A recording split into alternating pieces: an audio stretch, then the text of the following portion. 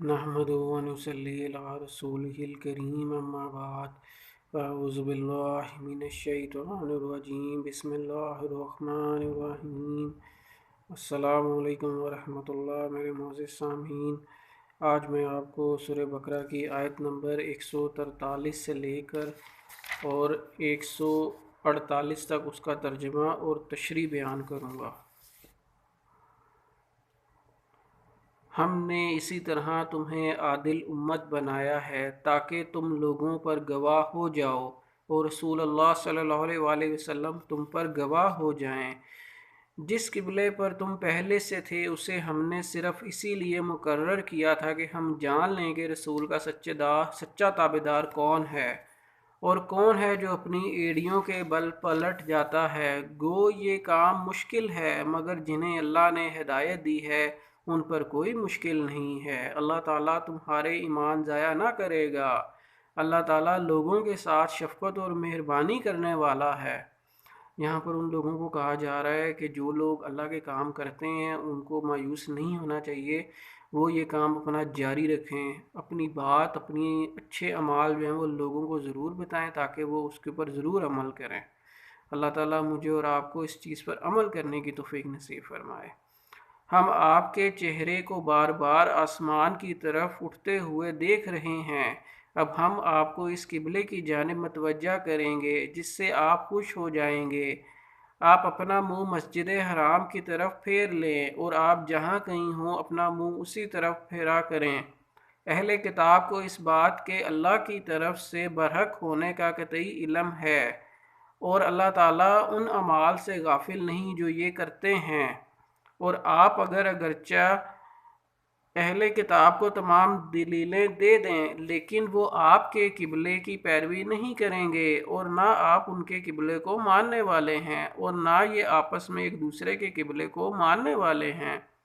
اور اگر آپ باوجود آپ کے پاس علم آ چکا پھر بھی ان کی خواہشوں کے پیچھے لگ جائیں تو بالیقین آپ بھی ظالموں میں سے ہو جائیں گے۔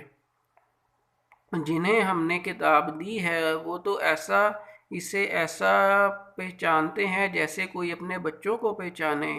ان کی ایک جماعت حق کو پہچان کر بھی چھپاتی ہے۔ آپ کے رب کی طرف سے یہ سراسر حق ہے۔ خبردار آپ شک کرنے والوں میں سے نہ ہونا۔ ہر شخص ایک نہ ایک طرف متوجہ ہو رہا ہے۔ تم نیکیوں کی طرف دوڑو، جہاں کہیں بھی تم ہوگے اللہ تمہیں لے آئے گا۔ اللہ تعالیٰ ہر چیز پر قادر ہے۔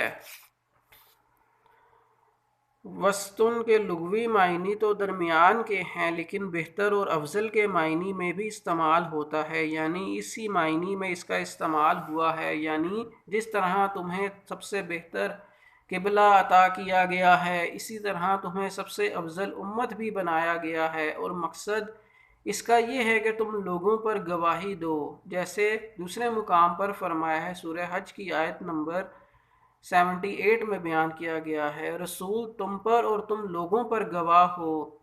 اس کی وضاحت بعض حدیث میں اس طرح آتی ہے کہ جب اللہ تعالیٰ پیغمبروں سے قیامت والے دن پوچھے گا کہ تم نے میرا پیغام لوگوں تک پہنچایا تھا، وہ اس بات میں جواب دیں گے، اللہ تعالیٰ فرمائے گا تمہارا کوئی گواہ ہے؟ وہ کہیں گے ہاں، محمد صلی اللہ علیہ وآلہ وسلم اور ان کی امت، چنانچہ یہ امت گواہی دے گی، اسی لیے اس کا ترجمہ عادل بھی کیا گیا ہے۔ ایک معنی وسط کے اعتدال کے بھی ہیں، یعنی امت معتدل، یعنی افراط و تفریط سے پاک۔ یہ اسلام کی تعلیمات کے اعتبار سے ہے کہ اس میں اعتدال ہے اور افراط و تفریط نہیں ہے۔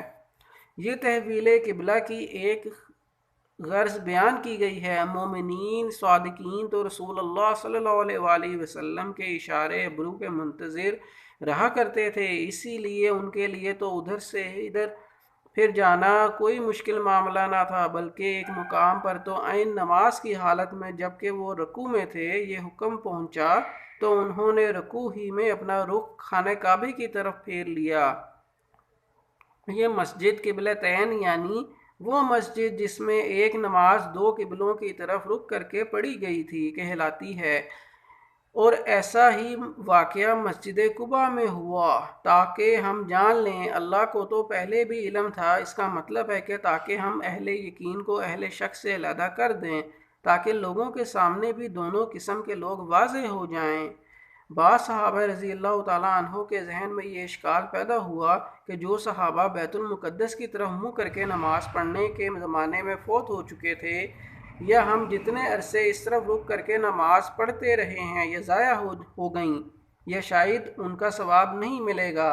اللہ تعالیٰ نے فرمایا یہ نمازیں ضائع نہیں ہوں گی، تمہیں پورا ثواب ملے گا۔ یہاں نماز کو ایمان سے تعبیر کر کے یہ بھی واضح کر دیا گیا ہے کہ نماز کے بغیر ایمان کی کوئی حیثیت نہیں۔ ایمان تب ہی معتبر ہے جب نماز اور دیگر احکام الہی کی پابندی ہوگی۔ اہل کتاب کے مختلف صحیفوں میں خانہ کعبہ کے قبلہ آخر الانبیاء ہونے کے واضح اشارات موجود ہیں، اس لیے اس کا برحق ہونا انہیں یقینی طور پر معلوم تھا، مگر ان کا نسلی غرور و حسد قبول حق میں رکاوٹ بن گیا۔